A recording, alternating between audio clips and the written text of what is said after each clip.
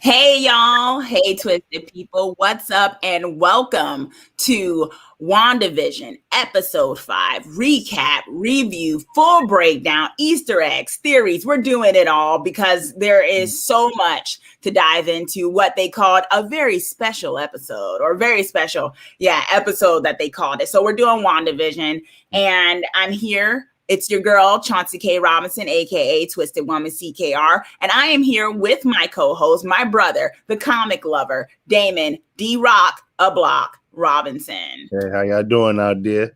And it's been a very interesting journey so far. And we got a lot to dive into when it comes to the things that were revealed. I think a lot of us got more questions and also some answers, but then I felt like I got even more questions, even with the answers. So it is really, we got a lot to kind of unpack and also try to figure out. So as always, thank you all who are joining us in the live chat and all of you who are joining us in the replay. Always appreciate when we take a slice out of storytelling, because you know we love to do it and we get creepy together here when it comes to this channel, Twisted Woman CKR. Be sure to give this video a thumbs up and a like if you haven't already, and also be sure to subscribe if you like getting creepy and taking a slice out of storytelling here with us and me when I dive into movies and film and TV with a focus on horror and dark fantasy. Yeah. So we have a lot to talk about, and I want to present this question to you all as I normally do, which is, which character were you really feeling this episode, and which character weren't you feeling as much this episode? It's a small cast, but I think we can still answer that kind of question when it comes to WandaVision. So first and foremost, we're going to get into our overall thoughts, the happenings, and then we got to dive into theories and Easter eggs and what exactly is happening when it comes to the show itself. So Damon, what were your overall thoughts of episode 5? Episode 5, they doing like the hat trick right now. That's 3 great episodes in a row to me. So, hopefully it'll be a 4-peat. Yeah. But this episode, I enjoyed it. I enjoyed it like I'm enjoying the show. It's really it was a slow burn at first. It's really turning out to be a very good show, a very good show. So this episode it left me with a lot of questions, but I'm thinking I know some of the answers. A lot of things that I thought was gonna happen. Some of it happened, some of it didn't. But it's coming out good. This is going to be a very, very, very good next couple episodes. I know that. Definitely agree. I really enjoyed this episode. I felt like I don't know if I was in the minority with liking the first episode and really enjoying the sitcom aspect of it without even seeing before the meta even started to come in to it, I'll be honest. And so I like that we kind of went back and forth into the 80s vibe, which is a great time of television, but then also what was going on in the midst of it. Because as we progress into the rest of the series, we see that it's more overt. Like there's still like in the first episode, it was just total, pretty much all sitcom-y with that one moment towards the end where it's like something's not right. And in this one, the something not right was way more pronounced throughout the episode, because we had Vision starting to realize really something's not right here. And so certain things were revealed. So I really enjoyed it. This episode, I enjoyed the surprise person that showed up that we definitely have to get into. Yeah. And overall, I just think this is probably one of my favorites. And I like the fact that it was actually 41 minutes this time. All the other episodes thus far have been a quick 25 minutes. And people have been like, oh my gosh, I wish it was longer. And I feel like as we're going further into it, we may keep getting more 41-minute, hour-long episodes because there's a lot more ground to cover. And so I like that aspect of it when it comes to having a bit more going on.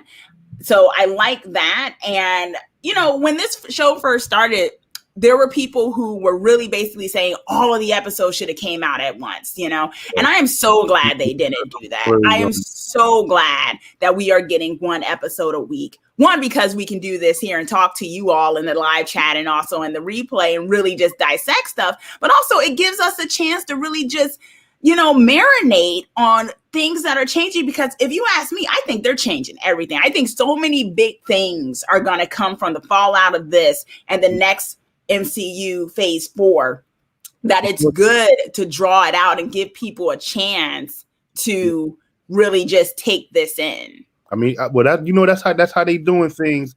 As I'm looking at it, you know, they setting it up like puzzle pieces. One, you know, it's going to be a big picture to all this. I even think that some of the stuff that we're seeing in WandaVision might have been set up in other movies. I mean, post snap, after the snap, the Spider-Man movie. I think a lot of that was leading us towards this.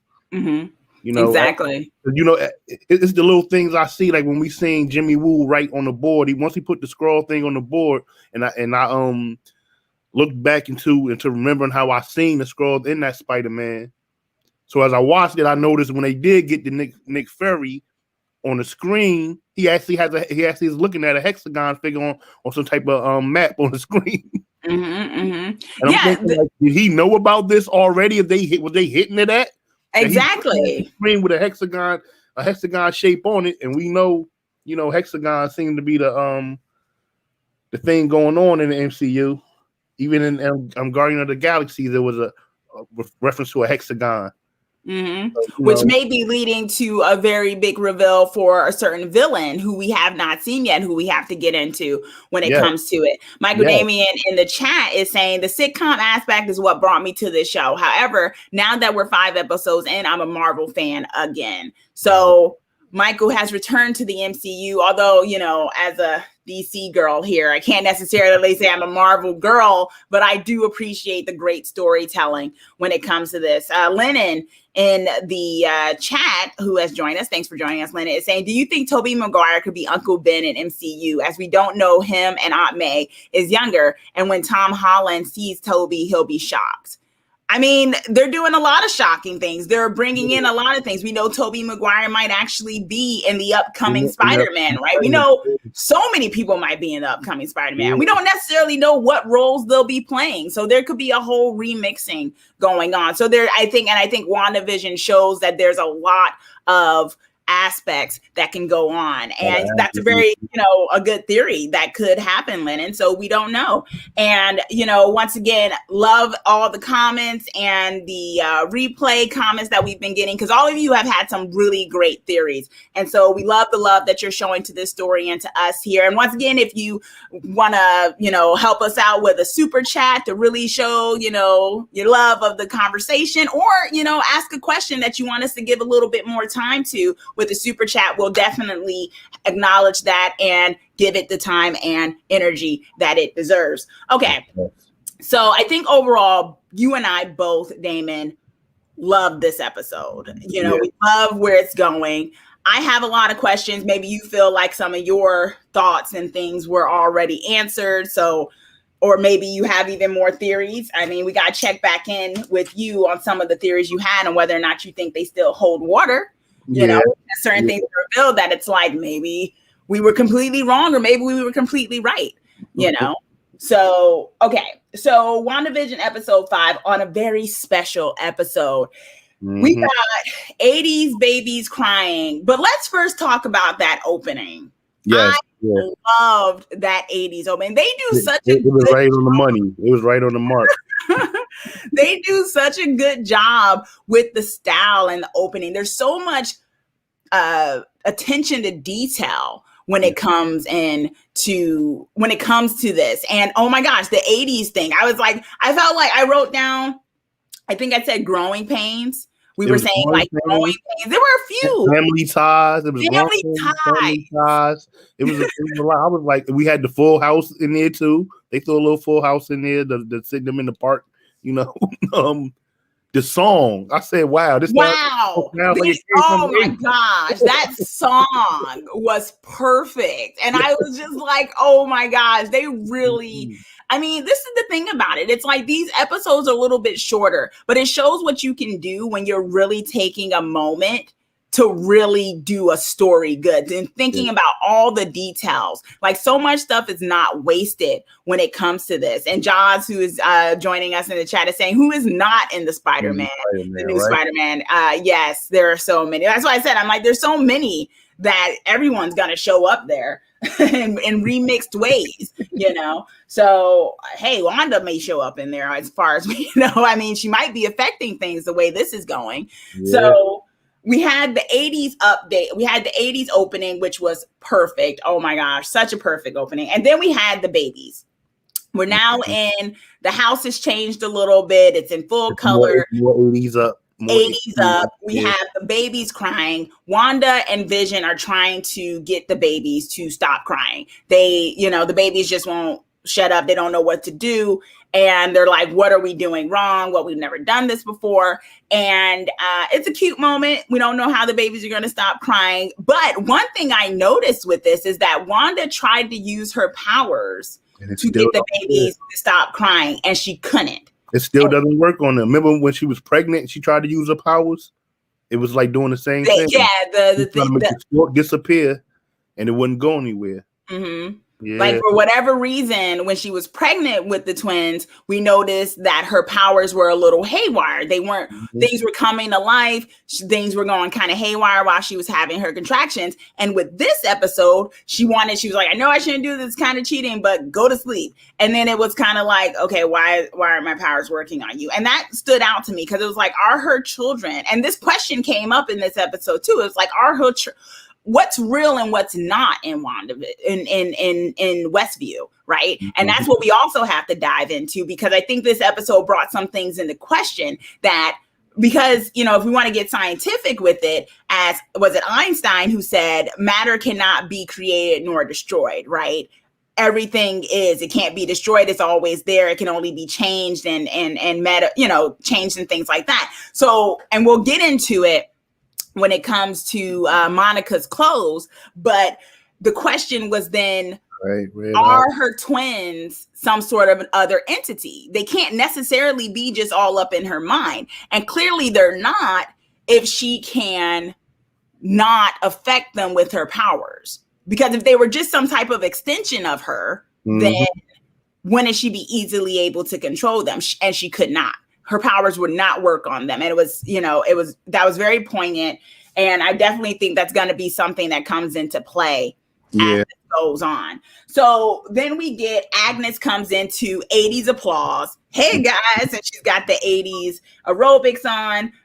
And a very weird thing happens. She breaks character because I guess the sitcom aspect of the storyline was supposed to be that she comes in, she does a little babysitting for the kids, but Vision stops her like, okay, how about you don't like touch them? But then Agnes is kind of thrown off. She's like, okay, wait a minute. And then she looks to Wanda, like Wanda's in charge. And she's like, you want me to take the babies, right? Should we just do that again? Should I just like, come back in and act like that didn't happen?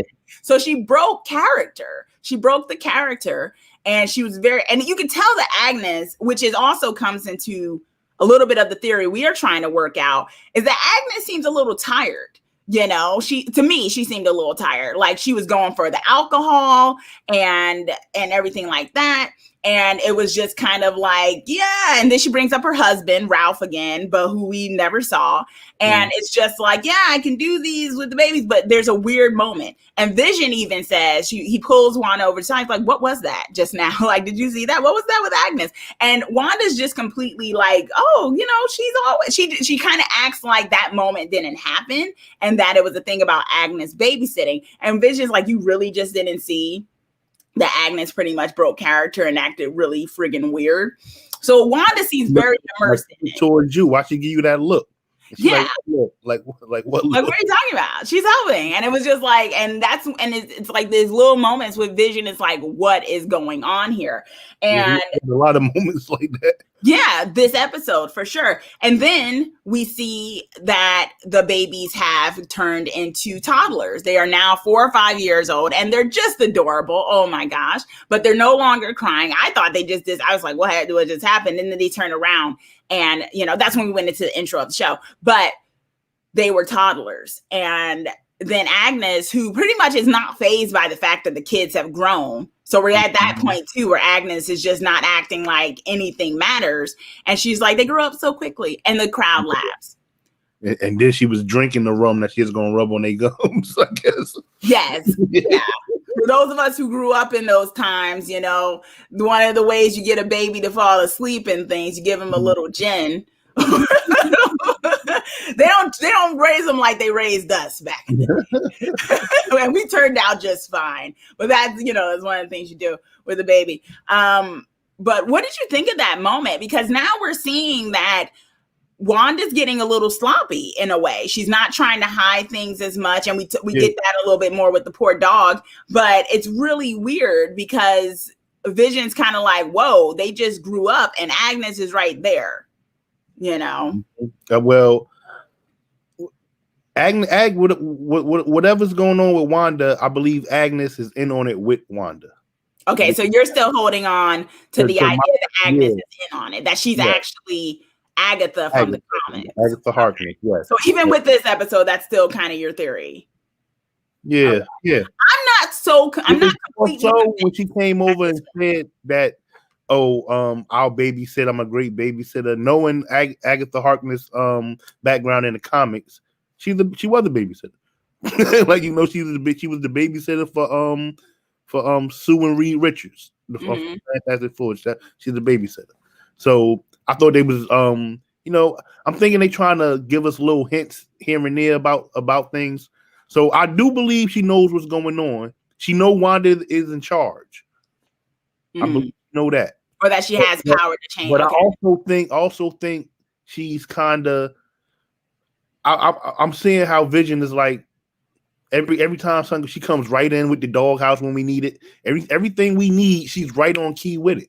Yeah, as though she hears it. Yeah, like she knows what's going on already, which is very interesting. So Wanda's saying, I'm not fully in control. Well, we didn't get there yet. I'm just asking about this scene. We're going to get there. Okay, so we got Jaws, who is saying in the chat, right, because Monica confirmed they're her kids, so it's all interesting. Exactly. It's like clearly these kids aren't just extensions of her memory or something. They are entities that are independent of her because she cannot control them. So, that's something there. And then we have Red Eyes in the chat. Hey, Red Eyes is saying, I support his theory, Damon's theory, because Agnes asked Wanda if we should take it from the top. But this is what I mean. A lot of them seem kind of aware that Wanda's in control. So I don't know if Agnes saying you want to take it from the top is because Herb was doing the same thing last episode. Wasn't he? No, he was cutting through the wall, and he was about to speak out of turn when Agnes stopped him. So I don't. He seemed like he's a little bit. He seemed like he's the same way. Well, we didn't get there yet, but I think this episode is where we really seen people kind of hit into her being in more control than what she is. The other one ain't only seemed like Agnes was aware, and sometimes Vision when he asks her about something, then she switch it up on him, and it seemed like he forget about it. Mm-hmm.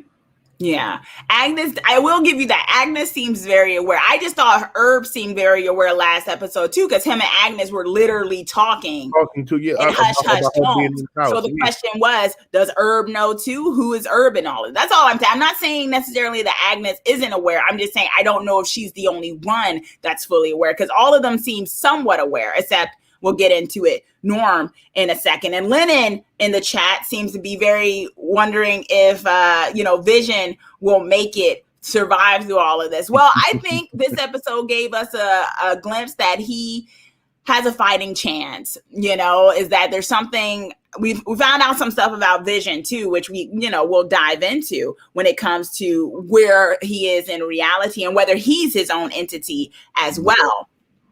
And Red Eyes is saying Herb is aware he's trapped. Okay, so maybe that's what he's aware of. But I feel like Agnes seems aware she might be trapped too. But that's what I mean. She might not be trapped. She might be a willing participant. Okay, that's what I get. So that's what your main difference. Yeah, okay, I get that. All right, so we get to the idea of, and then we go to the outside of Westview. We go to Monica, explaining that she felt hopeless, this feeling of hopelessness, this feeling of grief. And then we get a glimpse of her mother, Marie, and maybe that was the connection of her grief and stuff. We also see that the nurse person does some test on her and everything shows clear. Nothing's there. It's just clear. And it's like, well, why is everything clear? What's going on with Monica's body? It was a very quick moment. Some people are speculating online that when Monica was thrown to the force field, maybe that's what ignites her powers into becoming Captain Marvel. I feel like it has to be something a little bit more significant than this moment, but I definitely do think that the issue of her scans not showing anything is something that is it's a very pointed thing that they pointed out, even though she didn't want to do any more blood work. She's like, we're done here. I'm not doing any more blood work. So I think that might come back around. I'm just not sure if it's coming back around in this series, but there's definitely something going on with Monica's body. But whether or not it's based off of Westview, or whether it's independent of Westview, or whether it's, something else, we don't know. So that was interesting. But then Darcy and Wu come in, and basically they start calling it the Westview anomaly. And then I feel like, now, Damon, you kind of got proven right with this upcoming scene where all of them are going through the briefing. Monica saying, Wanda isn't really a villain and things like that. And Hayward kind of being a jerk, the lead guy. And he pointed out a moment where he said, does she have, when they were talking about Wanda, he stops and he's like, does she have like a fancy name or a nickname or, superhero name or something? And he's like, and was like, no, actually she doesn't. And I thought that was because I think you brought that up last episode where we were like, they never actually named her Scarlet Witch in the MCU. I think it was the episode before that when I mentioned somewhere in the midst you talked about it. And I realized, I was like, I had never noticed that. I had never noticed that they hadn't named her before. Yeah, you just kind of assume because it's the comics that all of them have their names. They never called her Scarlet Witch in this MCU. She hasn't been called that yet. And my theory is she's about to find out, possibly she's about to find out about the witch power she has. Like I don't think she's doing the hexing now, even though it's a lot of hex talk going on. I think that's to get us ready for when they finally reveal the hex magic. Maybe the villain we think is going to bring in that hex magic or something. Okay. Yeah, I thought that was really interesting that they never brought up the fact that they pointed out, like, oh no. And I don't know if that was just a lucky serendipity for them in the MCU to be like, we never did have her get named, so let's play on that. Maybe, or maybe they had it planned. I mean, they've been doing this for 10 years. Maybe they had it planned all this time that she'd never get a name until they were ready to really tell a story with her. Yeah. I don't know, but it really did work out that she had never got named a code name of Scarlet Witch. So that was pointed out as well. And then, Monica seems to be making a case, even though, Wanda threw her out, that Wanda's not as dangerous as she seems. Although Hayward makes the point, it's like she literally kidnapped the whole town. But that remains to be seen whether or not she really was the culprit in kidnapping. He also mentioned the Lagos and what's the name too. Yeah, which we have to talk about. Because they mention Legos and then we get a commercial later about Legos. So we have to talk about that connection and what Legos actually is in the MCU and what that could mean. So then we also get something, once again, pulled my heartstrings, where they show a video of Wanda going to get Vision's body. She breaks in, she goes to get Vision's body. And I think they said she violated the new what is it called? The Sokovia Accord. The Sokovia Accord, which is also something that was brought about in when Lagos was talked about, which was in Captain America Civil War. So she basically breaks in and she takes his body. The question then was, how did she do that? How did she have enough power to just break up in there and take his body? And also that she disassembled too. they did old Vision style. They disassembled them. Exactly. That too. That's why I said it pulled on my heartstring. He wasn't even, they didn't even keep him in like full body. He was in broken pieces. And I was like, that sucks. Yeah. And so she breaks in, she gets his body, and they say that violated the accord because, you know, Monica was saying she's not a threat, but, you know, SWORD, now their new thing being about weapons and stuff, the question was then, you know, no, she's violating Vision's last request, which was that his body would not be used as a weapon. But then the question is, you know, I think Monica was hinting at it, is his body being used as a weapon if she basically just brings him back to live in suburbia with him? So there was that question. And it was Darcy also saying, but what's going to happen when he realizes it? Exactly. What happens when he realizes he's being manipulated, or more so he's been brought back and, you know, he has no idea where and why. And Ra in the chat, thanks for joining us in the chat. Ra is saying, I suspect Hayward. I've been suspecting him. He's had that footage for more than a week and he says nothing. Exactly. It's like, I mean, why are we just now finding out that Wanda broke in and took Vision's body? Why is that?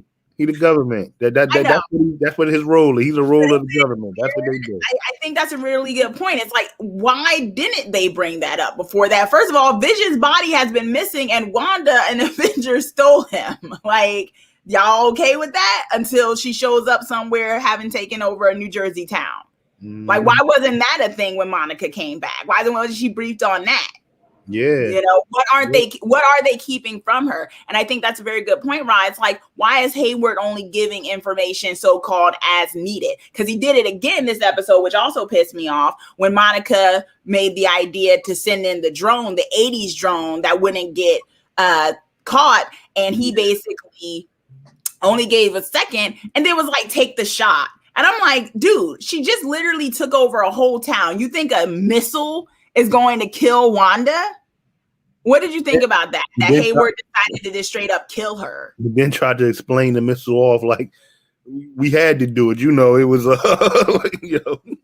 I thought that was crazy. I was just like, so she did all of that and you're gonna try to just straight up kill her? Yeah. Like, how does that work? Why not even call the other Avengers before you make that choice? Well, we know that SWORD take her as a definite threat. Yes, they're definitely deciding she is a weapon. In the title, the change in it, they've shown this is what that change was for. Because she is a weapon right here, and we gonna, you know, this is what it's for right there. Yeah. So we know SWORD and her. This I mean it's adding into the theories that we've been thinking about, or that I've been thinking of. With, you know, especially that House of M thing in reverse. Yeah, exactly. As you know, we were talking about House of M, about how this idea of Wanda and grief and whatnot changing things. Red Eyes in the chat is saying, when they showed the footage, that was the first time I felt Wanda was being controlled. And we'll get into that because that's a good point, you know, and I want to say once again, I told you so to people, because I said it. I was like, it is not all Wanda. She is not the villain in this. There's something else going on. I held on to that, even though last episode made it seem like it was all her doing, especially when she kicked Monica out and things like that. And I was like, no, something's weird here, you know? And so they do a missile. Wanda straight up comes out. That surprised me. She was all in her get up and everything. She comes out and she's like, you dropped this. Like, I mean, she's being kind of badass. And I was like, whoa, okay, Wanda. Because she came out, she's like, you dropped this. Like, don't come up in here. This is my home. Stay out of it. And, you know, Hayward said something that actually did make sense, which is like, well, we can't really stay out of it because you've taken over thousands of people and you're kind of holding them hostage right now. But y'all the ones with the guns drawn. Exactly. And she said that, she's like, but y'all are the ones with the guns drawn. So, you know, who's the real villain here? And then, you know, she does some cool thing where she makes them turn their guns on him. And Monica tries to talk to her, and she's like, hey, I'm not, evil. You let me help you deliver your children. So you must have felt that I was okay. You're a telepath. And she didn't really say much to it. She was just like, this won't be taken from me ever again. And I feel like she was referring to Vision. I feel like that's what it was. Or maybe it was her kid. I have everything I want, everything I love, right? Yeah. It won't be taken from me ever. It won't be taken from me ever again. And so she goes back in. She basically said, this is my home, stay out. Like, this is my new home, right? Which I felt some type of way about, because I'm like, I get it, but it would only be cool if everyone was okay with being there. You know what I mean? My issue is that we see later on that people are very much being held hostage. Whether it's all Wanda's doing remains to be seen, but they are definitely not all wanting to be there. Yeah, I mean, I figured that they were being held against their will after they was telling us these ain't even them people real names, that they're basically playing characters. Yeah. So, I mean, around that time, that's when we first figured out that she's in more control than what we thought she was.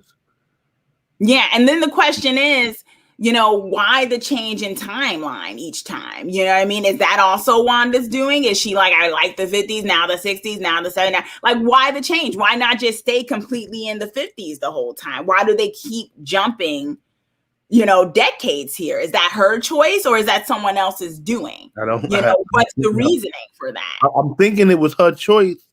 But she keeps changing it, everything that happens. Everything. I mean, maybe she's going through her favorite moments of her childhood was watching TV. Mm-hmm, maybe. And so, maybe she's just going with the years of how she got older, the TV shows she watched. I mean, but for Agnes asking her, do you want us to take it from the top? That means this is scripted, and Wanda is helping make the script. Right, the show. Yeah. So. Ron in the chat is saying Hayward was trying so hard to get everyone to see Wanda as a terrorist threat. Yeah, he really just wasn't trying to be diplomatic, which was really weird. I was like, I mean, I don't think the Avengers are enemy number one at this point anymore. So it's kind of like, why is he being so hostile towards them? I mean, he Wanda. I know he's doing it because she stole Vision body out the thing, but I mean, they have prior things to be, because like with like the Cold War movie, mm-hmm. They have reasons to be against her. I guess I take it, and being that she broke the accord by stealing Vision's body. The thing is, though, like, Ra was mentioning and others, which is, why wasn't Monica briefed on the fact that Wanda was clearly a fugitive by the time she got out? Yeah, he didn't even tell her inside. He was like, oh, and by the way, you're going for a minute, but like, here's some other briefings. Wanda is now a fugitive because she stole something from us. How does she not get told this? How is she not told these things? Do you think that they knew that it was her inside that? I mean, it was her, had anything to do with the case when he sent her to help the FBI out? I think there was an idea that maybe Wanda was involved. I think there was also an idea that, they knew it was something more than just the FBI case. They knew there was something very weird going on, because the funny thing is, Monica was kind of confused. She was like, why are you sending me on a missing persons case? And it's like, oh, okay, there's something else, but why send me of all people to this? Right. So I don't know, maybe Monica's getting played a little bit too, because for some reason, no one else was allowed in but Monica at one point. Right. And even she told Wanda, she was like, you let me in. You knew I was okay. So what's that about? So maybe Hayward knows something else that, that Monica's not being told, because like you said, the government. So, we got that. And then we basically then we have a whole thing with the cute doggy. Poor dog. I can't, me, y'all. If y'all watch my stuff, y'all know I can't stand when dogs or any animal, especially cats, get hurt or die. So good thing we didn't see it. But basically the whole thing with the dog was, a dog shows up, the toddlers have him. Vision comes in and he's like, why is there a dog here? They're not on the same page. Agnes, like you said, comes in with the doghouse. He was like, because, she was like, Wanda asked Vision, she was like, why are you so formal? AKA, why do you have your human face on? And he was like, I don't know, just precaution because I feel. And then Agnes comes in, like someone may just randomly, he just might just pop in and pop into this house all of a sudden. And then right on time. There you go. With what we need. Exactly. Because he was like, what is going on here, And so, and yes, Josh, put out one for Sparky. I just was like, why with this example of Sparky? I didn't like that. Vera, thanks for joining us. She's saying hi, you guys. I love WandaVision. It's really good so far. Thanks for joining us in the chat. And thank you to all of you who are joining us in the chat and also the replay. Be sure to give this video a thumbs up and subscribe if you haven't already. As we talk about this stuff every week. The dog died in the most weirdest way. I don't know if I ever heard of it. Yeah, I didn't know. Some plants can be hazardous. Yeah, I know. But it was just so random. Yeah. And well, with that, we had a whole thing. And then Vision tells, all of a sudden, Wanda pulls up a key and she's like, here's the key. And then the Vision's like, Wanda, what are you doing? Like, you just did that key right in front of Agnes. And she was like, it's okay. We don't have to hide anymore. And Vision's like, and he tells her straight up, like, usually we seem to be on the same page, but right now there just seems to be a disconnect between it. Because she straight up told Vision, you don't need to hide your face anymore. But it was like, what inkling did we get that I don't need to hide my face anymore? Vision doesn't get what's going on. Wanda's getting really comfortable and maybe semi-sloppy with it because now the gist of the sitcom, to be honest, is them kind of hiding who they are. But now it's like she's changing the show. And it's like, oh, we can just be who we are in front of Agnes. It's fine. Agnes is okay. And it's kind of like, but is she okay? And so, and Rob with the scientific facts is telling us azelas are poisonous to dogs. Yes, there are a lot. I know as a cat owner, I have 3 cats, y'all. Yes, that there are a lot of plants that are poisonous to cats as well. So, and the same thing with dogs. So you got to be careful. And so, we have this whole thing where Vision is just very confused. And then basically him and Wanda say, you can't have a dog until you're 10. And then the twins just look at each other and age to 10. And it was that's creepy. That's not speed and wicked power. I'm like, I thought they were gonna have the kids running around fast. And then grow. But then they basically choose to grow older. So it's really interesting because the twins seem to be aware of their powers. Yeah. They seem to be aware that they can do this to themselves, which is also very, I don't know if it's telling, if it's confusing. I know it's creepy because it's like these kids literally are like, okay, you don't want to, we'll just age to 10 years old. It's like, okay, that's weird. And them kids are aware of a lot. Yes, they are aware of it. And that is what we got to dive into. Be aware of.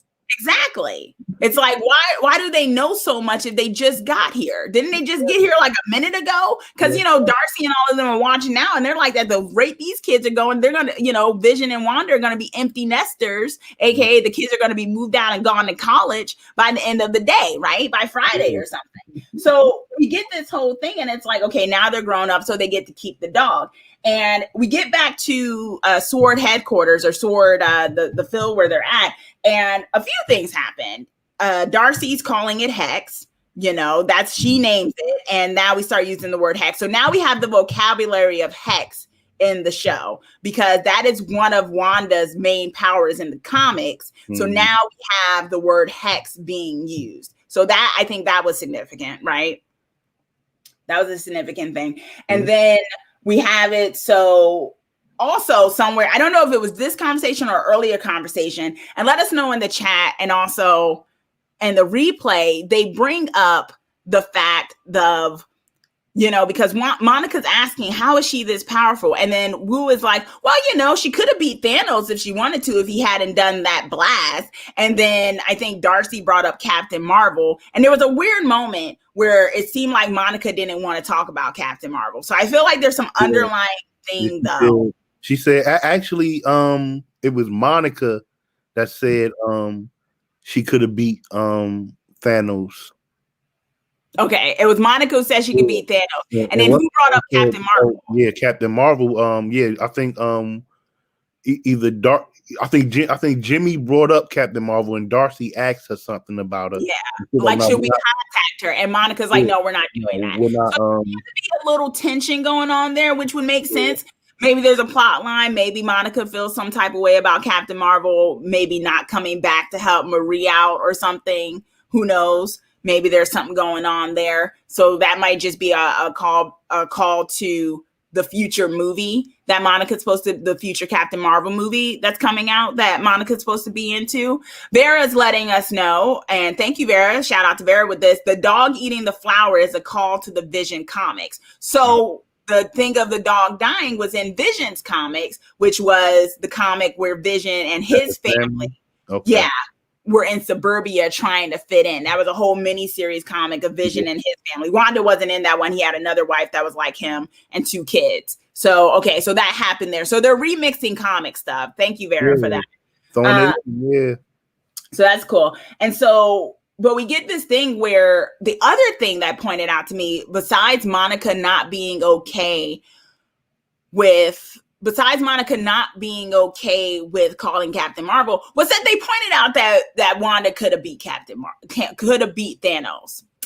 What do you think about that? I feel like they were kind of covering their tracks because a lot of people asked that question because everyone was like, okay, Wanda, and you know me, I said this in the second episode. I'm like, now Wanda can change time and reality and all, bring people back from the dead. Where was this when they were dealing with Thanos? They literally had a whole thing where they had to go back in time, and all this time she could have just changed reality. I don't think she knew.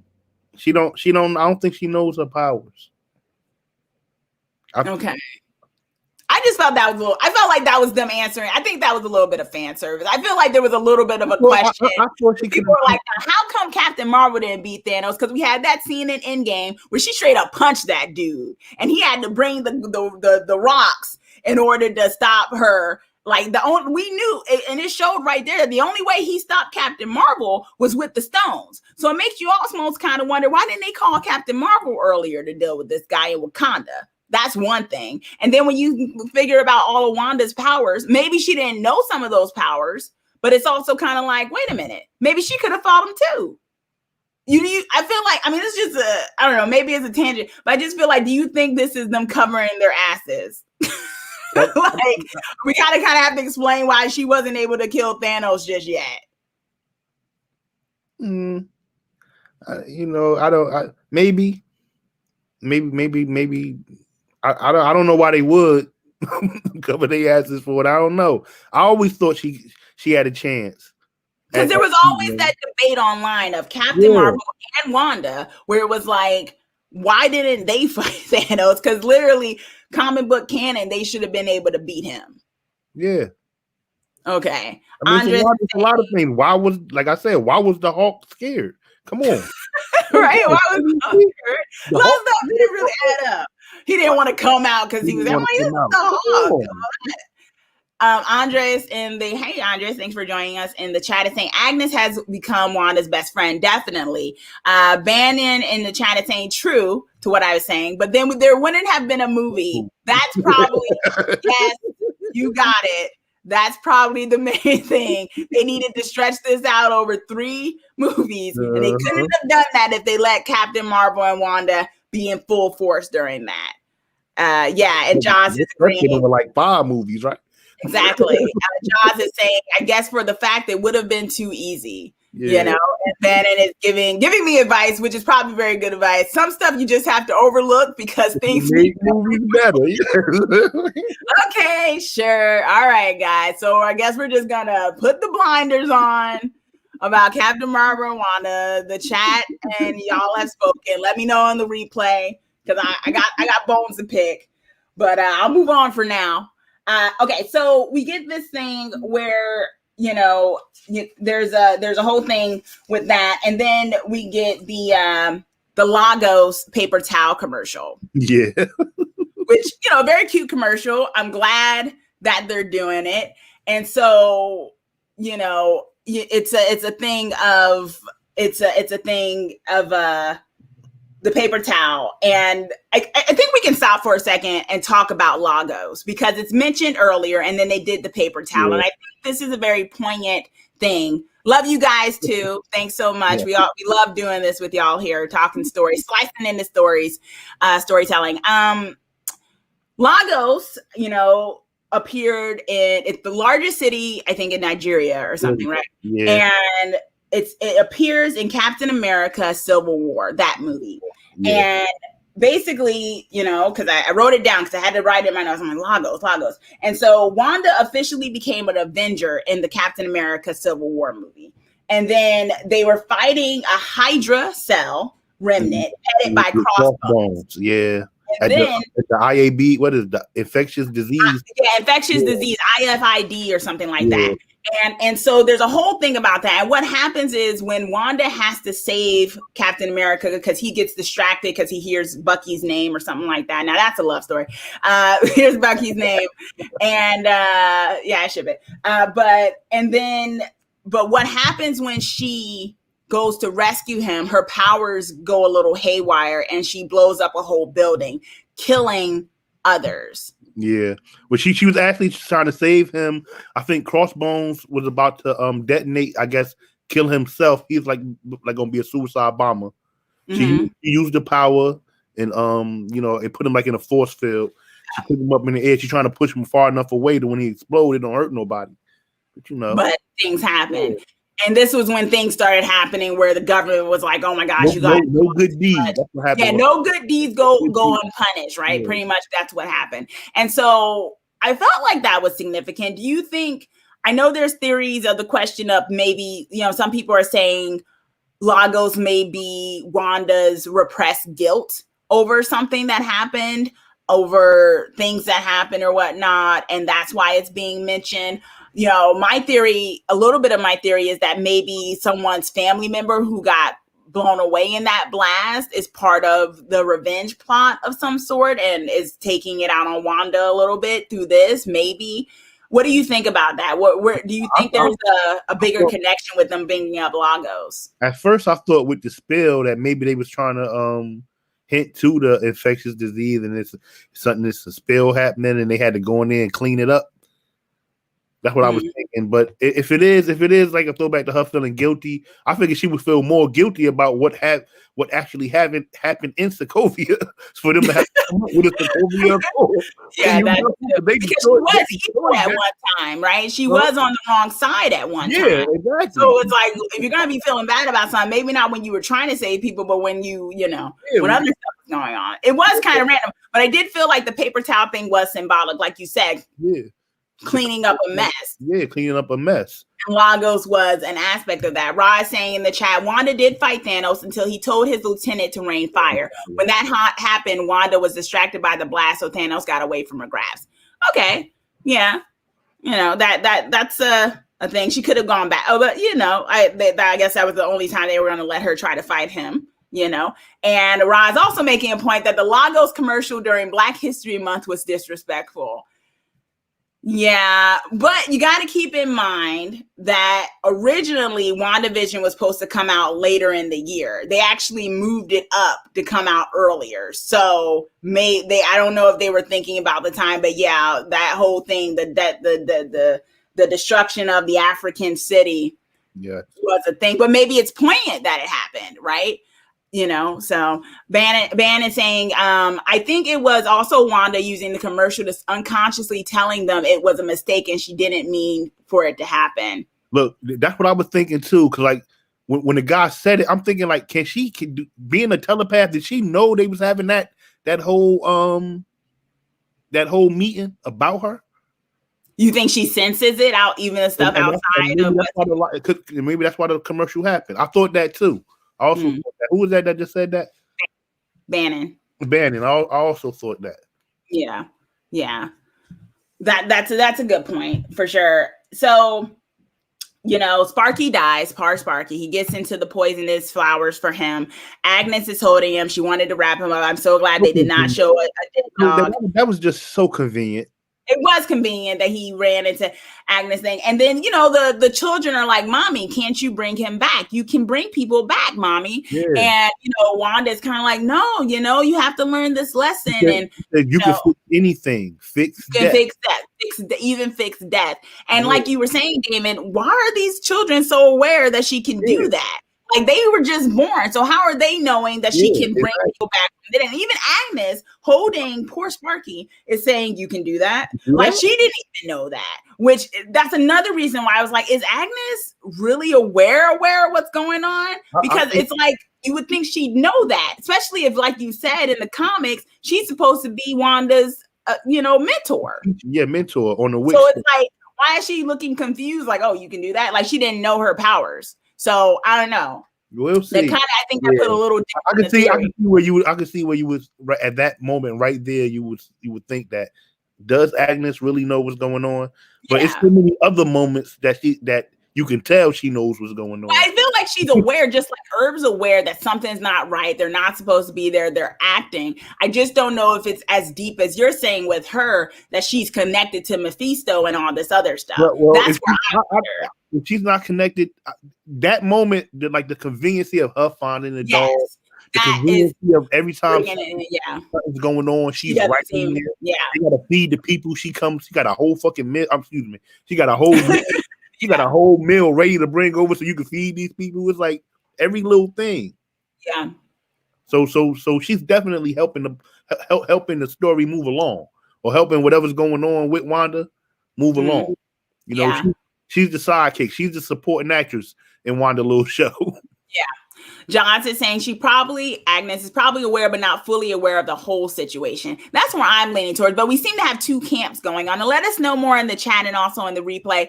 I think I'm leaning more towards. I think it would be so cool if she was Agatha from the comics. Certain things she's doing makes me wonder just how much she really knows, and if she's just not a pawn to somebody else. And maybe she was one of the people that caught on early. So, and then you have Red Eye saying in the chat, Wanda is a hypocrite. She brought Vision back, shaking my head. Okay, so that's the question here, because Wanda didn't really seem, this was also where I was weirded out, because she was like, no, I can't do that. She literally told the kids, and it seemed like she was well aware. Like, this is like, she believed herself when she told the kids she couldn't bring someone back from the dead. She seemed genuine. Wrong. I think she knew. Of course she know bringing Vision back is wrong. You think so? I feel like she didn't. I feel like it was like she genuinely didn't think she could. She looked at them like, I can't do that. I can't bring him back. Like, she genuinely didn't think she did. I think she knew. I think she's trying to prove a point. I mean, teach a lesson. Okay. Just like, if you don't grow. I know. Yeah, because they were about to grow up again. Like, don't do that. You got to deal with this grief. Yeah. And this is what I'm saying, Dave. I'm like, she really seemed genuine in telling them that. And you could argue, like Red Eyes is saying, that, this was her being a hypocrite in a way, because she didn't deal with Vision's death. She brought him back to life. She's created a whole town in order to keep them happy together and having kids. And, she's telling her children not to do any of this stuff. But I don't know. I kind of go the opposite way, where I'm like, I think she doesn't realize she really did all that. Or maybe she didn't really do all that. Maybe it wasn't her that brought Vision back. So you or maybe it was. I don't know. I don't think she's aware she's being a hypocrite, because I don't think she thought she's fully aware she did all the things she told them they couldn't do. But do you think she's aware that she went to get Vision's body? I don't know. So then you're saying it's confusing. That's why I said I had more questions than answers from this episode, because she honestly seemed genuine about telling them that they needed to deal with their grief. I mean, she seemed genuine when she told Vision, Agnes is okay. What are you talking about? You can say she's good at lying. Yeah, maybe you don't know that because she think like she was shocked that they knew when they was like, you could fix death, and she like why would you say that? Like, how? And she probably was thinking the same thing we thinking. How would y'all know that? Okay, all right. Eric is asking in the chat, do you think we'll get to find out about who are the actors in the commercial? I don't know. I know there's a theory that the actors was this the same in this Lagos commercial? Was that the same actress from the other same actors? It's the same woman and man throughout all the episodes. And I know there's a theory going around that people think that's Wanda's parents. That's the question. People are thinking that's actually Wanda's parents who are repeatedly showing up. So I don't know. Yeah. That could be an option. Bannon is saying, I agree with Chauncey about Wanda not realizing maybe she did it or she's just in strong denial. Could be that. And Bannon saying, what gets me are the kids. Are they like they are because they are the offspring of Vision and Wanda, or are they something else? And that is what we have to get to in theories, which we'll talk about in a second, because, we've had a theory that we've had that is actually straight from the comics. And that's where we're wondering where things are going. Red Eyes is saying in the chat, I think Wanda was being controlled when she stole Vision, but then when she snapped out of it, she controlled everything from there. And this is when they have the confrontation, Vision actually tells her as much at the end of the day with the thing with Sparky and everything like that. Vision actually says, I think something's going on here. And then she tried to do the credits, which was so funny. The credits come up. But then Vision says, he's like, I think when this first started, you weren't aware. But now he said, what's the Maximoff phenomenon? Because we skipped over the part where somebody sent a message through the computer thing. Remember that we have to get to that. Yeah, you're good. Okay, so before we get to the standoff, let's go to where basically Vision undoes Norm's brain at work because they're fixing computers. The computer gives an email, and basically the email is a sword email. Now, do you think someone sent that there? Was that Darcy and them that sent something? No, that wasn't them, because the drone came afterwards. So who sent the email? I don't know, but it was funny to me that right after Darcy, not right after, but remember when she made the statement, she got a vibranium synth, whatever she called them. And what's going to happen when he becomes aware? And then the next time we see Vision, he's at work, and and he's doing a computer thing. And the guy, the guys with all the jokes, it seems like you and this computer is hitting to Vision is basically from a computer, Jarvis, hitting to that. So after he looks in and gets the email comes across, he's sitting there with the guy. And the guy's like, oh, that's a joke. Why you didn't answer back? You remember that part? Yeah, because they were saying the email is a joke. Because Norm kept saying, it's not real. Nothing's real. Like, that's literally, like, it starts getting creepy because he's like, nothing's real. That's not real. But literally the email says, and maybe, in the replay and the text, because I didn't get the exact wording of the email, but the gist of it was they were talking about the Maximoff situation, where it's like, phenomenon. So, Vision's looking at it. He's like, what is going on? And then he undoes Norm's, he goes into his subconscious. He's able to go into his subconscious. And that's when Norm is like, oh my gosh, you have to stop her. I haven't been able to call my dad. He's sick. How long? What his sister, because his dad is sick. So he's like, I haven't been able to call. I don't know what's going on. What day is this? You have to stop her. All I feel is pain. I just feel pain here. And then we get him going back, and Norm's like, oh, hey, and it's regular again. And that's really a creepy thing, because it gives us an idea that, he said he didn't actually say Wanda's name. So we don't know if that's actually, but he says, all I feel is pain. And it's kind of similar to what Monica said, where she said grief. And I think there may be a connection. My theory is it may be a connection with Monica having grief about her mother and maybe Norm having grief about his father. Perhaps there's like a connection of people having, sadness in their lives, and it's maximized because of that. But he literally said, I'm in pain.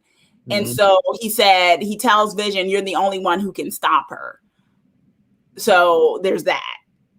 That was a very poignant scene, I think. And him saying that, and then when it comes to the ending, when she's trying to roll the credits, and he's like, no, we're gonna talk about this. You can't fool me like you fooling everybody else. And Wanda was like, can't I? Or she's like, you can't control me. And she was like, can't I? John's is saying, I believe that was Darcy who sent the email, the way they set it up. Perhaps, she might have done it to let's get to Vision. Once she said, What is he going to do? I figured like maybe she had the plan to send that email because we already know that they could interrupt certain stuff when a radio's around. They could send a broadcast. Yeah, we've seen that. So that was the other thing. So now that they moved to the computer age, maybe they could send, emails. Yeah. John's saying, I feel like that leans into someone else controlling and or helping Wanda with all of this. And Red Eye says, she rolled the credits on my man Vision like a true married couple. That was so funny. She was like, this is over. Credits rolling. And he was like, hold up. What is going on? Like, I don't know what this is. But you aren't going to roll the credits on me. And I thought that was pretty funny. And what we ended up getting was this face-off with them. And for those of you who are watching, I got a still from the episode where Wanda and Vision are, powerful couple, basically, Vision is like, I can't, and this was poignant to me too. Vision says, I can't remember anything before my life in Westview. Yeah. What is going on? I do not like this, because he probably maybe didn't think of it, but he honestly can't remember. So that also means he has no memory right now of anything outside of Westview, right? He has no memory of who he was before then or anything like that. It's just he's there. So you also have to wonder, where's that coming from? Why is he being blocked from everything? Of course he is being blocked from everything else because that would probably mess up the facade. But I think that also begs the question, just like Wanda might have been under control, not knowing what was going on, maybe Vision is too, and maybe he's becoming aware, although he can't seem to remember his memories at all. So yeah, so that's a whole thing. And Wanda, she puts it out there. She was like, you think I'm controlling this whole town? You think I have the power to make sure the lawn gets mowed and the people go off to work? Yeah, I can't control all that. Right? She was like, she's like, I can't control all that. And I thought that was, and I believed her. I was like, it's true. She can't control all that, And honestly, like I had said in the beginning, I'm like, if it was just about her and Vision, why take over a whole town? Why not just have the two of them go up in a mountain somewhere and be together like they were when they were off in Paris or something during, I think it was the second Avengers game or something where they were in hiding. Yeah. War. Why not just do all that? Why would she need to take over a whole town? So the question is, maybe she's not the one that needs to take over the whole town. Maybe someone else. Look, Vince said something interesting right before that face off, the picture you got up there. He said, I'm thinking this started off as something subconscious. And then somehow it turned into all this. So you're saying you think you're saying he was more so hinting towards perhaps she did it, but she wasn't aware she did it? That she ain't aware that how much effect it's having on everybody else. I think that's what he's thinking. But also being that it starts in subconscious, that kind of hints towards my theory about the nightmare. Red Eyes is saying, Wanda said, it didn't start out like this, meaning she wasn't in control in the beginning, but then she just said, screw it, let's do this. Exactly. And I'm saying, who started this? Did she just suddenly say, I'm going to take over a town in Jersey randomly? That's what I'm saying. Something else is going on. Who can help? Who also can alter a reality to give Wanda this reality to which she think that this is life? I know we just focus on her being able to manipulate reality. She's not the only one that could do that. Yeah. So, and this brings us to a moment where basically Vision seems to be getting to her, right? He's like, well, we need to figure out what's going on. And she's, she pauses and she's looking at him like, like she's going to stop and try to figure something out. And then the doorbell rings. And as Ross says, my favorite part is the cameo as we segue into who was at the other end of the door. And it is none other, as Darcy says, a recast of Pietro. It's Evan Peters. I said it's going to be a recast. I said they would use that plot. I said they would use that. It is Evan Peters as Quicksilver, aka Pietro, aka Wanda's fallen brother. And I think there's a lot to unpack here too, because for those of you who are watching, I'm showing a picture of Evan Peters and a picture of Aaron, who was the actor that originally played Quicksilver in Age of Ultron. So in Age of Ultron, he dies, he gets shot by some bullets. And to be honest, Evan Peters is the one who probably has played Quicksilver longer, right?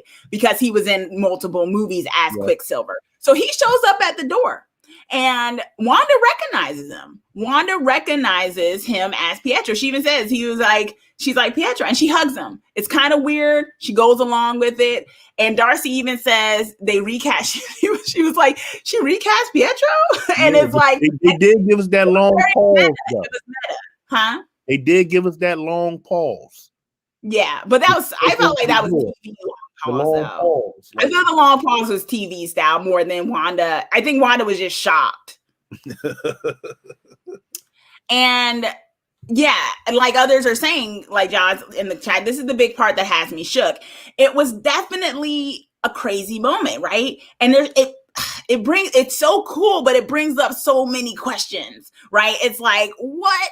How? When? First of all, the question is, and you and I, Damon, were talking about it before the thing, because I was like, okay, is this a recast? As in, we're going to pretend that he's always looked that way, but clearly it's not, because Darcy said it. Darcy recognizes this does not look like the Pietro from Ultron, right? Mm-hmm. Yet somehow Wanda recognizes him as Pietro. Okay, so it's not a straight up recast in the whole big verse. It's very obviously a different guy. Yet somehow Wanda recognized him. And this is what threw me off. I'm like, is this multiverse? Is this somehow the way we're going to get X-Men? Because Evan, for those of you who don't know, who may not have watched the Fox version of the X-Men, good for you. He was probably like the highlight of those movies, probably one of the best parts, because he was Quicksilver. He had some really cool powers. And basically, he was Quicksilver, and they never really mentioned him having a sister. There was an idea he had a sister, but they didn't mention her having powers or anything like that. He wasn't Russian.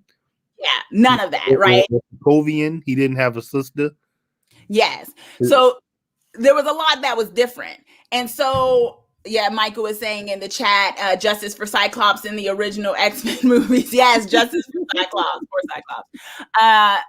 So I guess, what do you think this means, Damon? Because my main theory is that he's from a different time. He's from a different universe. Because also, and we were also talking about this, his Quicksilver, doesn't he appear in the 80s and the 90s of that X-Men? Like, it wasn't the present time. He was Quicksilver when they were like young Xavier and stuff like that, right? So he wasn't even in the 2000s. He was like the 80s or 90s Quicksilver.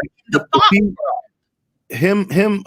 for him to be Magneto's child, I believe Magneto and Charles are like the same age, so that's what I'm saying. I don't know. I mean, I know they had the actor who played young Xavier playing that part, but I believe he was supposed to have been older. Okay. I'm not saying, we know teenagers can have kids. So it would have had to been Magneto as a teenager. Yeah, Evan Peters, as he appears. Eric Fassbender had been his daddy.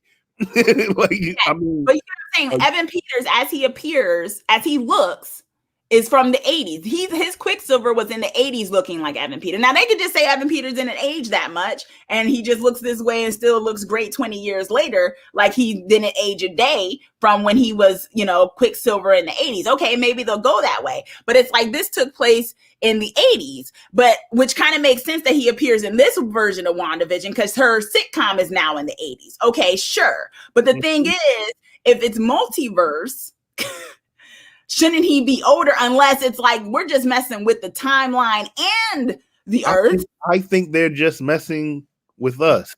This is going with the 80s thing, a recast of, because you know how they recast people back then. So we just want to be throwing this in with the 80s thing, recast. But he's not, I don't even think he's Quicksilver. Okay, you don't think he's actually really Quicksilver? No. I think he is. I'm going to go with he is, because I feel like this is their way of bringing in the other realities. I know where you're going with this, so we could talk about it, because I do think it's a manipulation. I just don't think it's just straight up, he's an imposter. And before we get to that, Jen, Jen is saying in the chat, thanks for joining us, Jen. Do you think this could be some revenge from Ultron, who uploaded himself into the internet in the age of Ultron, who even without the Mind Stone is the Mind Stone and is unlocking her latent mutant powers? That's a very good theory. I mean, very, very good theory. He's the main one in this, especially his connection to Vision as well. I think Damon has a different vision of who the main villain is, but Ultron, that's a very good point, Jen. That may very definitely, be who could be doing all this. Yeah. And and Jaws is saying he does feel like he is Quicksilver. I think it would be a letdown if he was a complete imposter, to be honest with you. You pointed out to the fact that Darcy said he's a recast, so she don't know him. So he's not.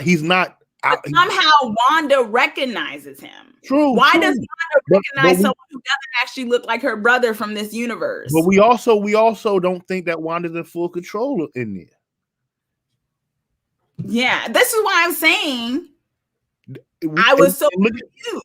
I was like, well, Wanda recognizes him, but Darcy recognizes that that's not how he's supposed to look. So what is actually happening here? That's what I mean.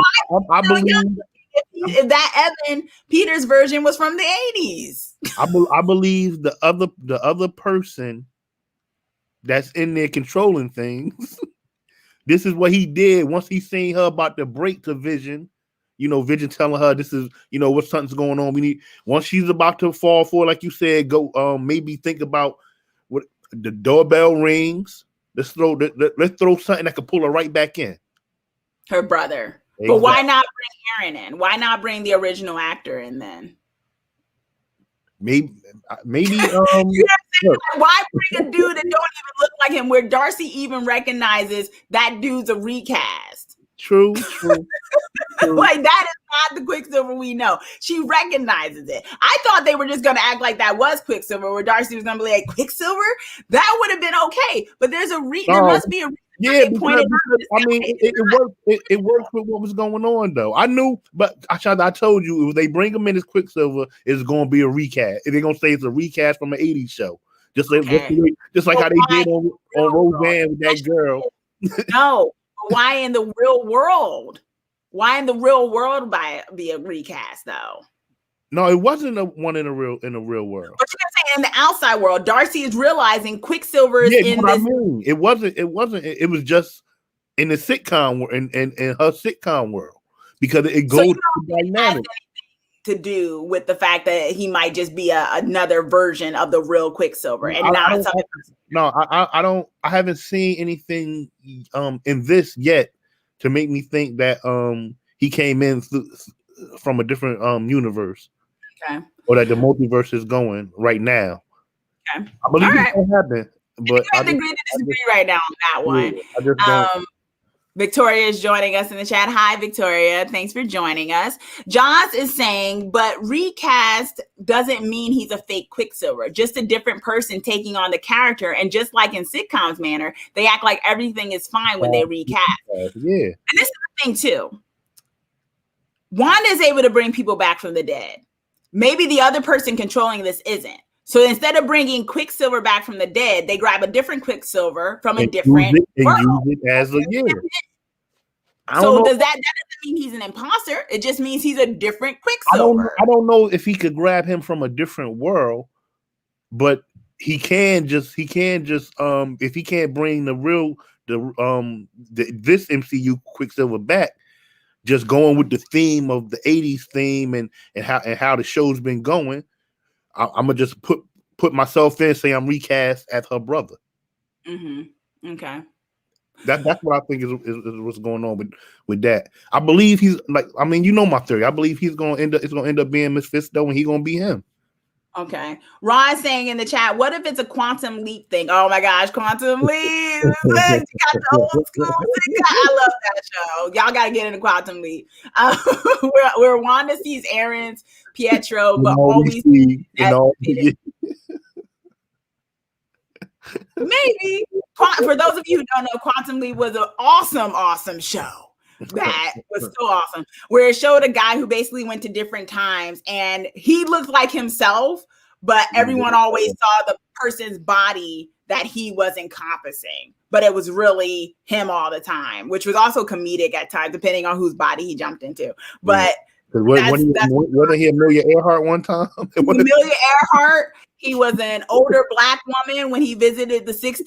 It was a white actor who was playing. It was a great show. I love that show.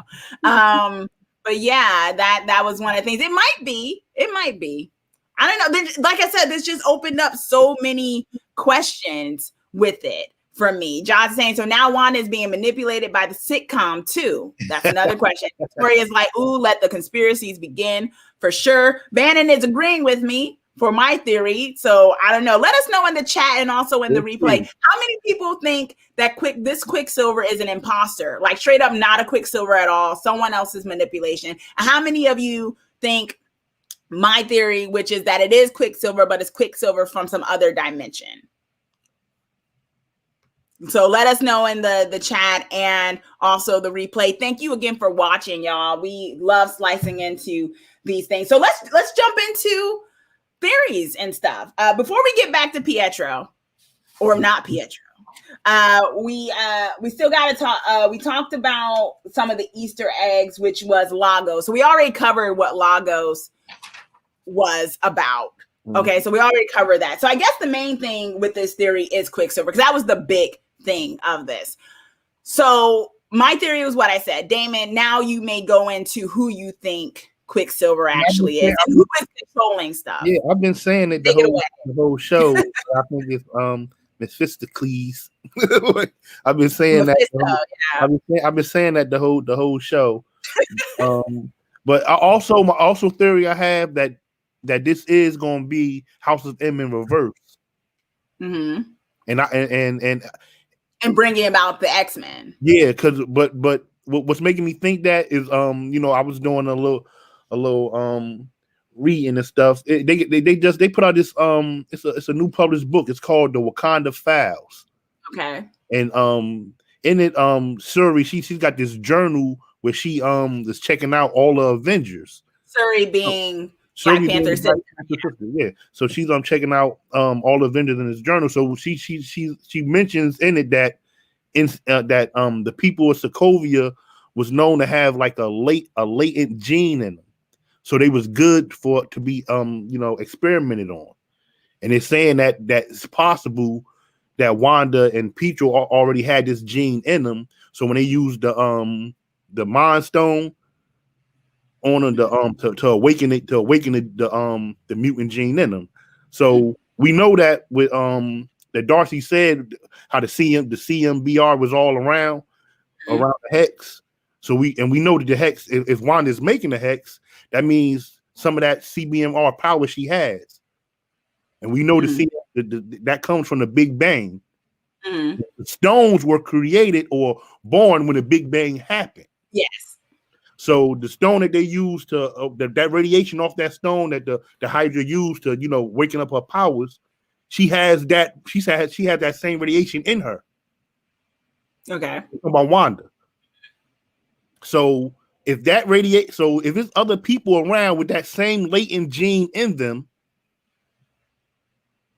you're saying that's going to start the act. Yeah, when we're gonna get her really upset. She shoots out the power, whatever. It awakens that latent gene in people, and now we have mutants. Okay. I think they're gonna make Wanda the mother of mutants. I get your theory. My one problem with it is Xavier and Magneto are supposed to have been around for years. Magneto was supposed to have dealt in the Holocaust, like he was in the Holocaust, the concentration camps. If Wanda becomes the maker of X-Men in this year and time, in the year of our Lord, 2021, look. That erases their... No, you got an easy fix off of what you just said. What? That Magneto was in the Holocaust. Mm-hmm. Who just says Hydra wasn't doing experiments back then in the Holocaust? So, but then that would also mean that Magneto's been in hiding this whole time. He could have been. I don't know. See, like he could have been. I gotta push back on that, mainly because Deadpool is supposed to be part of the MCU soon, and Deadpool has been talking to the X-Men and stuff. I think they're going to do Deadpool as multiverse as well. I think they're bringing in the multiverse because that's the only way, unless you redo Deadpool's story, that there's just no way to do that if all that stuff happened a couple of years back with Deadpool. Well, we know Deadpool, the X-Men is in Deadpool. He is. So that's what I mean. They're going to make it so Deadpool is also multiverse, just like this Quicksilver is also multiverse. But who brings them from the multiverse here? Well, into Wanda's field. Well, I'm glad you asked because you were already hinting that it was this guy Mephisto. But before we jump into that, Victoria is asking in the chat, did you guys discuss who you think the engineer is going to be? Mr. Reed, maybe. Who was Rambo texting? Okay. So we missed a little part. One, the part where Monica shoots her clothes from when she came out. And we find out, once again, like I was saying earlier, that matter cannot be created nor destroyed. So the clothes that Monica went in with was actually a rejiggering, constitution of her. Yes. So it wasn't, her clothes weren't destroyed. They were made into the clothes they were, but they were part of the same material. And so that's something we have to talk, that also kind of goes into what I was saying about the twins, where it was like, well, matter can't be created or destroyed. And those kids are very real, right? Nothing's not real there. So it's not like those kids are part of her imagination. They came from something. Vision came from something. Somehow he's able to function. He came from something, right? He came from his own body. And then also Monica mentions bringing in an engineer. And it is interesting because I don't know who she could bring in. Who do you think, Damon? It could be. I mean, I don't know either, but I like Victoria's thinking because we all know who. Well, we should all know who Mr. Reed is. Say it for our audience. I mean, it could be Reed Richards. Mm-hmm. You know, it could that could be our entrance to the Fantastic Four. War astronauts, and Monica was an astronaut also. She's the captain of SWORD in a space program thing they was doing. So this could be the way we get Fantastic Four up in here. Four, yes. Do you think it might be Fantastic Four before they get the powers? I mean, they got to get them somehow. So they got to send them out into space. They could already be out there. Like I had said one time before in one of my other theories that during the snap, some of them got snapped away. Now these ships are just flying out into space somewhere. When they get snapped back, they reappear right in that ship. They're flying towards some gamma rays. Boom! Fantastic Four. That could be a thing, but I don't know if we'd see that in WandaVision itself. That might be their own. I don't think we see that in WandaVision. I don't think. Yeah. And then Rod's pointing out when he said, "Who's the popsicle?" Quicksilver. That's their code, just like a corpse. You know, that might have been some underhanded dig that Vision was red, right? I thought maybe because he was red, he looked like a. Yeah, like who's the popsicle? He looked like a rocket pop. I don't know. Yeah. Michael was pointing out there is a timeline where Magneto loses most of his powers for a while. There's that. I just think that goes against the Deadpool timeline right now. I just think the idea of X-Men coming out of nowhere would mess with the Deadpool timeline. And they did say he was going to be part of MCU. I think Bannon said, I think this is the way we get both the Fantastic Four and the X-Men. I'm just wondering how we're gonna get some mutant out of Wanda. Mm-hmm. I don't know who they're gonna get. Some people with powers out of Wanda for sure. I just don't think Magneto and Xavier are gonna be it. They have to have been doing their own thing for a while, right? Yeah. Okay. So I want to show people this guy that Damon is very sure is our villain, Mephisto. For those of you who are looking, Evan Peters can't pull that off. Of course, Evan Peters could pull that off. I think he's really. I think it would be a real letdown because people really liked his Quicksilver for him not to be the real Quicksilver. You know why I don't think that would be a letdown? Why not? Because this villain right here. Look, the Doctor Strange movie. He could be the villain in that. You think they can make Evan Peters? No, I'm talking about Mephisto. I don't know. I'm not. I don't. If it turns out to be Evan Peters in this, then yeah. I'm saying the range, the character of Mephisto, he can be he's that big of a nemesis. He could be led along like they did Thanos. Yeah, maybe. He could be the next. I mean, he could definitely be the next big bad of the MCU Phase 4 for sure. I definitely agree with you. I just don't think he's fake Quicksilver. I think he's manipulating Quicksilver. And for those of you who don't know who Mephisto is, he is an extra dimensional demon who first appeared as a fly, while the Celestial known as the Prognator succumb to the Horde. There's a lot of comic jargon here. Sorry, guys. Basically, he's a demon. He can control a lot of stuff.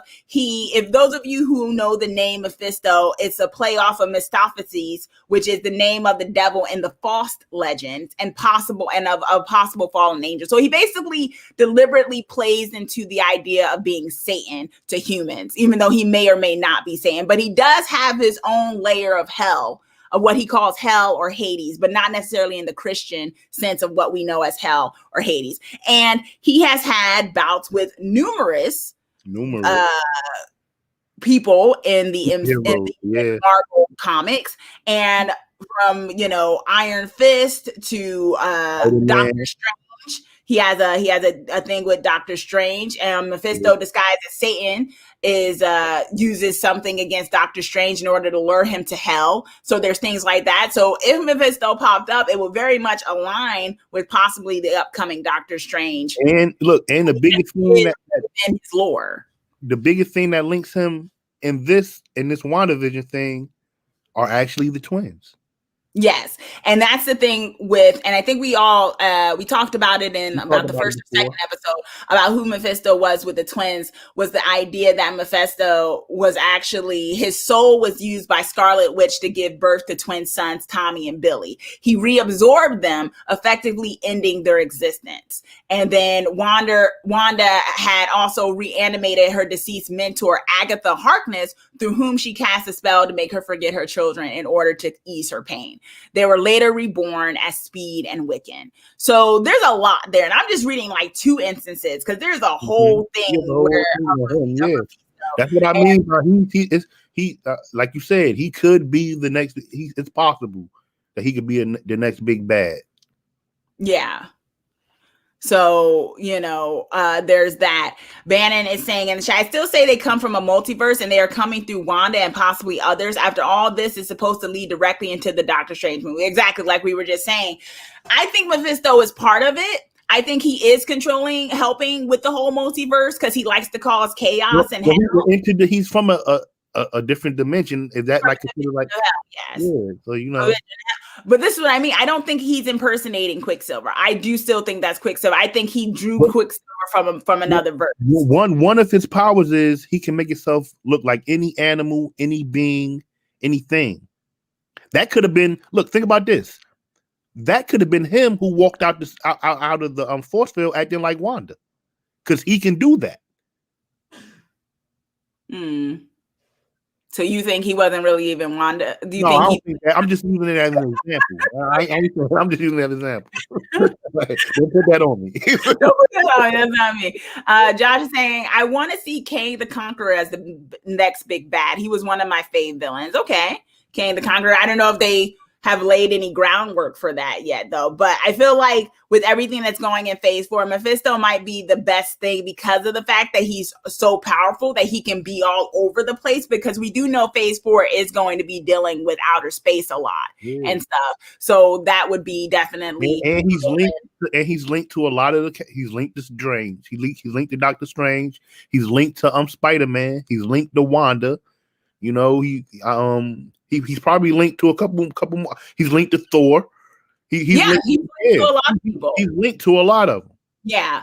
Victoria is saying in the chat, the way this is going, he could be the neighbor's husband because she is always around and we haven't seen him yet. This is what exactly, Victoria, this is what David has been saying from the very beginning, that we have not seen who Ralph, his name is Ralph, right? That's what she named. We have not seen who Ralph is, yet she always mentions him. So that definitely is a possibility that he could be that, Look, you know what I said? It might sound like a crazy. I think that he was always around. I think he started off as the lobster, then he was the bunny, then he was the mailman. Maybe he was the mailman too, because the twins saw the mailman and he was like, "Where are you guys going?" Well, I'm sure your mother won't let him get away. I think he was the dog too. Where's this random mailman coming from? Metamorphosing his way up until he came in as Quicksilver. The next step, maybe we might not even really see Mephisto. Just know that he there. Yeah. You know, I think they might not want to reveal him in WandaVision. They might want to wait for Doctor Strange to reveal him. Red Eyes is explaining that Kang was already cast. He's the main actor from Lovecraft Country. Yes, that was casting news. The main actor from Lovecraft Country was cast as Kang, which is very cool. I can see that. That's funny. Yeah. So, I mean, he's definitely going to be around. The question is he going to play a major part? You know, it's very interesting. I think a lot of things are leading toward Mephisto, mainly because of the twins plot line. I just think that Quicksilver is actually our Quicksilver. I think this is because I want there to be a multiverse. I want there to be a chance that Vision can still be alive. And I think it would just be cool if we had a multiple, you know, Vision. Quicksilver, because our Quicksilver is dead in this verse. Yeah. You know? And Mephisto probably can't bring him back. And Wanda never tried to bring him back, right? Yeah, she never tried. So why not bring the real Quicksilver from a different time and a different place? So, okay. So that was a lot in terms of our theory. There's so much going on there. I mean, I know, and we're not digging into the fact, I know online, some people said episode 6 was leaked. We're not going to talk about that. I didn't watch it. I like kind of being surprised each week about this every time I watch it. So I've just been staying away from that. But okay, so we have a question before we close out or as we keep going, because, you know, there's so much to talk about. Damon, who did you identify? Who did you like the best this episode, or who wasn't you feeling this episode? And let us know in the chat and also in the replay. First, I'm going to start with who I wasn't feeling. That was Hayward. That's the name, right? Is it Hayward? Yeah, Hayward. Oh my God, yeah, Hayward, yeah. Hayward, I won't feeling him. He seemed like he was trying to turn Wanda into the villain, like straight from the jump. But we see why, because after he was holding on to that vital information he was holding on to. Yeah. You know.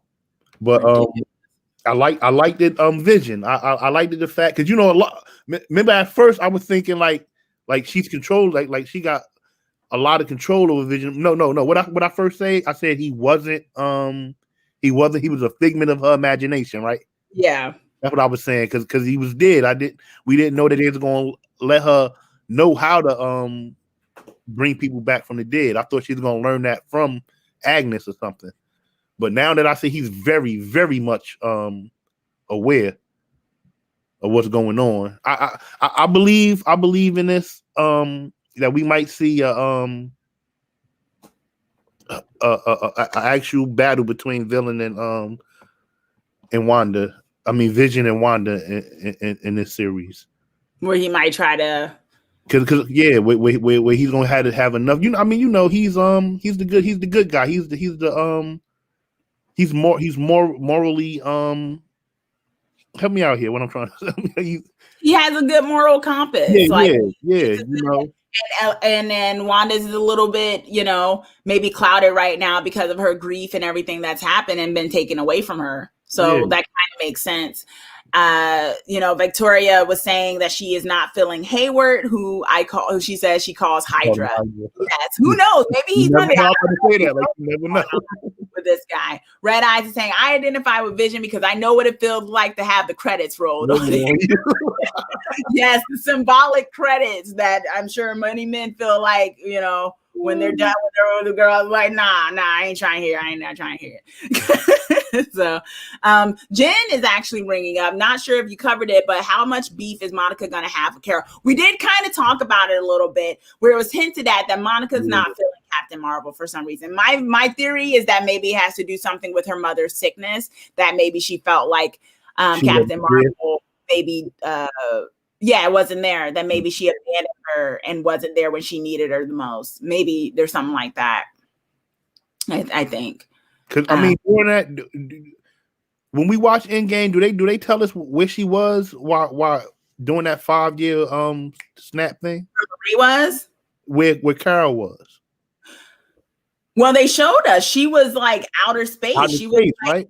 She was, because she had did a check-in, a virtual check-in. So we know she wasn't there while her mother was going through her sickness. wasn't on Earth. Yeah, so there might have been a thing of why she wasn't on Earth, and maybe that's why Monica wasn't too happy. Yeah. Yeah. But then actually the snap happened. Yeah, maybe Captain Marvel wasn't on Earth before that, and then when the snap happened, during the snap, she still didn't come down while Marie was dealing with cancer. So that could be something as well. Michael is saying, I understand Wanda, so he seems to be leaning towards Wanda this episode. I think for myself, I think this episode, I definitely, of course, was really feeling Vision this episode. It was nice to see him have a little bit more autonomy with it, because he had been kind of just within it all.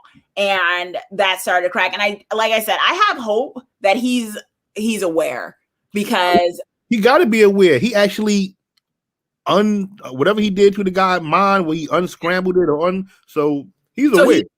But you get what I'm saying? Like, because I guess I'm not worried, right? Because how Wanda, it's the idea, people were saying that, well, Vision is just an extension of her mind or whatever, because he's not back. But this is my thing. I feel like if he's able to have some autonomy to push back against her, to do the thing to Norm and stuff, that there can be a chance that maybe there's something she did to him that can make it so he can stay alive. Yeah, I think you're right. I think that's why the kids said fix death. I think that's right. Somehow she brought him back to life, or brought him back enough where he's aware of what's going on. Yeah, I definitely. Yeah, I think there's something there. Red Eye saying Carol wasn't on Earth when the snap happened, so she definitely didn't know. Are you saying, Red Eye, that she didn't know about Marie's cancer? I don't know about that. I feel like if she comes down occasionally, she would check in on her best friend. Maybe that's why Monica is not feeling her. Maybe she stopped checking in as much, period. So she wasn't around when her mom got sick, if that's the case. So she didn't know. So who knows? But yeah, I think for me, I was feeling Vision a lot this episode, because I'm glad that he's getting some type of autonomy. And I think the person I wasn't feeling, like others have said, it was Hayward. I did not like the fact that he was lying to Monica. Didn't let us know that he had basically armed the unit that they sent in, and then was just basically being very flippant about Wanda's life.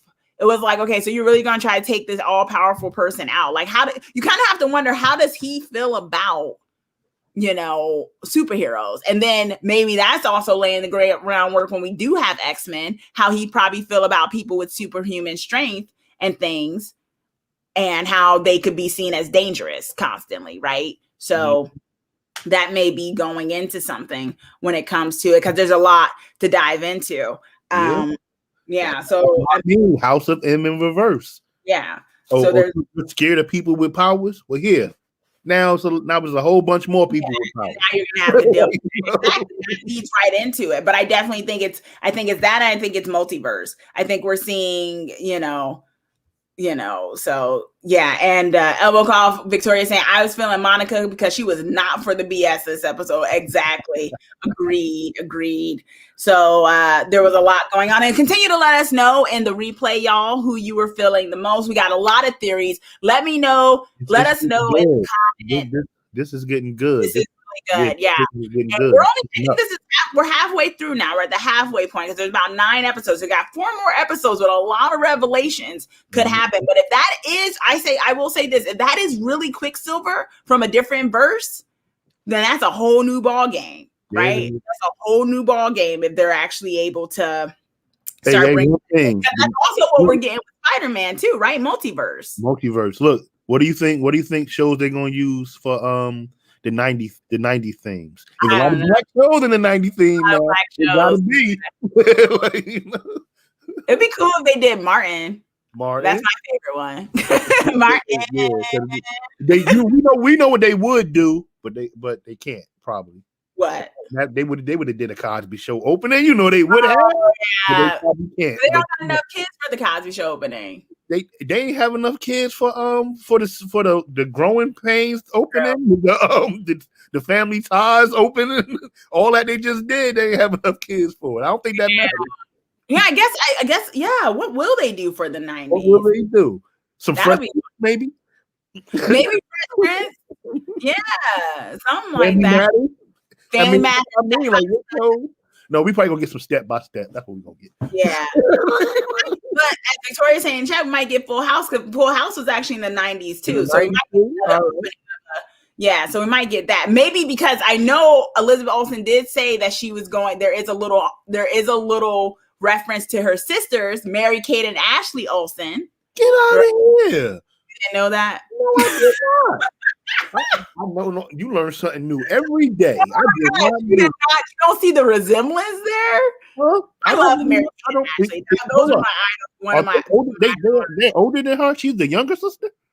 I think she is the younger sister. No, wait a minute. Is she the younger sister? Maybe she's the older sister. I don't know. If she's the older sister, she aged very well. Yeah. Because I feel like Mary Kate and Ashley are like my age or something. I think they're my age. I don't know. But yes, she is their sister. She is an Olsen twin. Not Olsen twin, but she is an Olsen. So she did say, oh, okay. Josh is saying she's the youngest. She's the baby sister. They have an older sister, older than them too, and she's also an actress. So she's in stuff. Wow. Yes, Damon. She is an Olsen. We just blew your mind. All the things we already know they're gonna do Full House. Exactly. So I think there's gonna be a Full House thing going on. You got it, dude. Like Mary Kate Ashley did. The thing. So because she did say that there was gonna be a little bit of a reference to her sisters in the show. So they'll probably do Full House. That would be very cool. Yeah, so yeah, that there's a lot to talk about, y'all, and we are always so happy when you join us to slice into these episodes. And for those of you who are watching the replay, it's always a pleasure. Please do give a thumbs up, a like to this video if you haven't already. Subscribe if you haven't already, as I do regular videos of film and TV focused on horror and fantasy. And so if you dig that, you'll dig this channel. So please check it out. And yeah, thanks so much for joining us all. And yeah, stay creepy out there, and let's get creepy together and stay safe. And keep give us more theories in the thing, because I feel like, also to speak to earlier, I feel like most of the chat agree with me, Damon, that's really Quicksilver. So they're not agreeing with you. You're the last man standing on that right now. It's okay. Okay. And Michael is saying 2.5 mutants would be a thing. Yeah. So yeah, so there's a lot to get more into, and we'll check in with you all next week. So until then, let's get creepy together, y'all. All right, see y'all.